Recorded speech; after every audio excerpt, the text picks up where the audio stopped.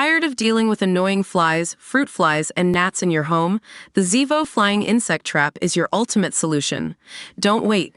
Check out the link in the video description now to get your Zevo Flying Insect Trap on Amazon and enjoy a bug-free home today.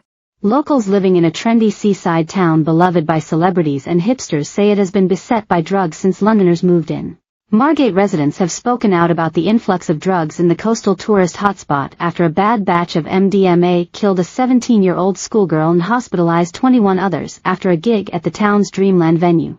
Emily Stokes, 17, died after a suspected MDMA overdose during a drum and bass gig on June 29 at Dreamland, which has now been dubbed by some locals as Drugland.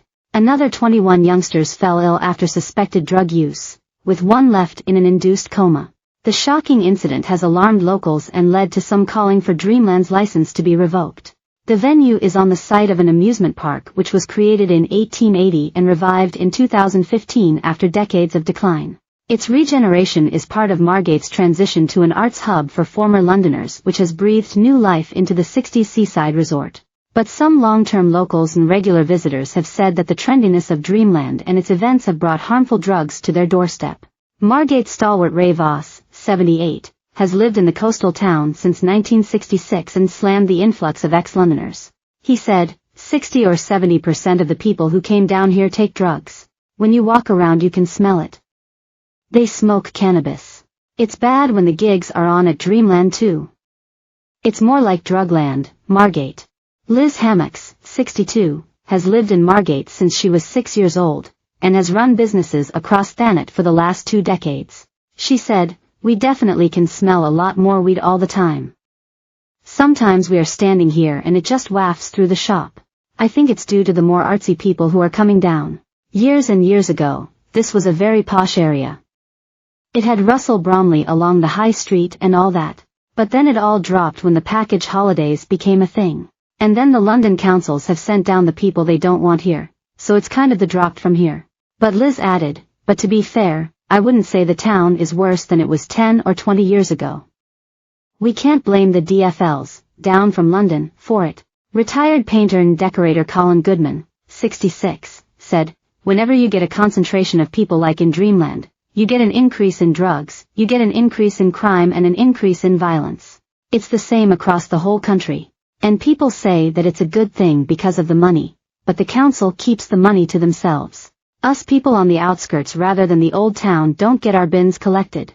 You couldn't pay me to be a young person today with all the peer pressure they get with drugs." Former pub manager Dean Temple, 37, said that the venue's renewed popularity was bound to lead to an increase in drug taking. Dean said, "It's the law of attractions. You are going to have drugs there because it attracts young people. I ran pubs for many years and the police would always come in if we played garage music and say that it attracts drugs. It attracts the people that are more likely to be involved with drugs.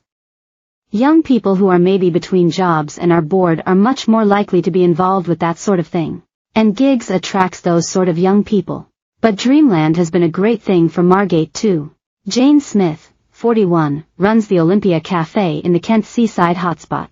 She said, "Kids will do whatever they want. But they should have separate teenager and adult events so security know what to do and how on it to be.